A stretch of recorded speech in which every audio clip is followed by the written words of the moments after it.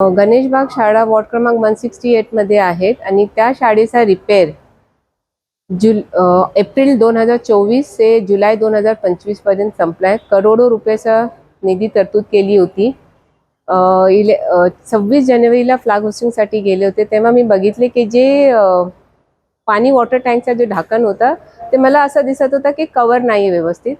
तर त्या टायमाला मला असं वाटलं की याच्यावर चर्चा करू नये। नंतर मी जेव्हा पाहणी केली तो अतिशय एकदम दुरवस्था झालेली ती शाळेची।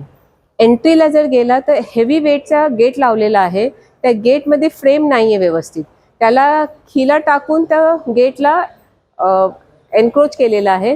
आणि मी सांगितले की हा गेट जरा तुम्ही हलवून बघा, तर हलताना तो खिला पडलं आणि जर एखादा इमर्जन्सी आली आणि आपल्याला गेट जर हलवायचा असेल तर हे स्मूथ मूव्ह होत नव्हता। आणि ह्याच्यावर म्हणजे जर तो 3-4 किलामध्ये ते लावून ठेवला आणि गेट कोणावर पडलं, ॲक्सिडेंट झाला, तर ते जबाबदार कोणाचं?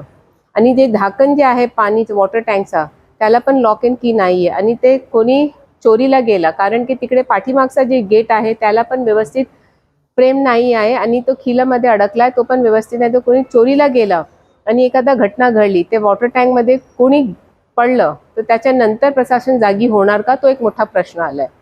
फर्स्ट फ्लोर आहे, सेकंड फ्लोर आहे, थर्ड फ्लोर आहे, ते वॉशरूमची एकदम वाईट परिस्थिती आहे। इलेक्ट्रिकल बोर्डचे जे वायर आहे ते ओपन आहेत आणि ते 2 आणि 2.5 फूटच्या अंतरावर आहे आणि लहान मुलांचा हात जाईल तिकडे आणि तिकडे करंट आहेत, तर तिकडे जर घटना घडली तर त्याची जबाबदारी कोणावर आहे? हा प्रश्न तुम्ही स्टँडिंग कमिटीमध्ये उपस्थित केला। अध्यक्षांचं या सगळ्या संदर्भात काय उत्तर आलं, काय प्रशासन उत्तर? अध्यक्षाने सांगितले की तुम्ही जे रिपेअर वर्क आहे ते व्यवस्थित करून घ्या आणि जे अधिकारी त्याच्यावर चौकशी लावा, असं अध्यक्षांनी आदेश दिले आहेत।